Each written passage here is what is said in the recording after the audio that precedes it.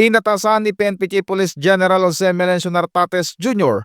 ang lahat ng police unit ang mas minaigting na kampanya laban sa smuggling na sigarilyo sa buong bansa. Ayon kay Police General Nartates, ginagamit ng mga smuggler ang mga strategic transit at storage hubs lalo na sa Central Luzon at ilang bahagi ng Mindanao dahilan upang mawala ang bilyong-bilyong buwis na mula sa gobyerno. Ang direktiba ay kasunod ng mga operasyon na nagresulta sa pagkakasamsam ng mahigit 100 milyong piso na halaga ng smuggled cigarette sa Bulacan at Davao del Sur. Noong Pebrero 6, nasabat ng CIDG ang 80 milyong pisong halaga ng ilegal na sigarilyo sa Marilao, Bulacan, habang 22 milyong piso naman ang nasamsam sa Digos City, Davao del Sur.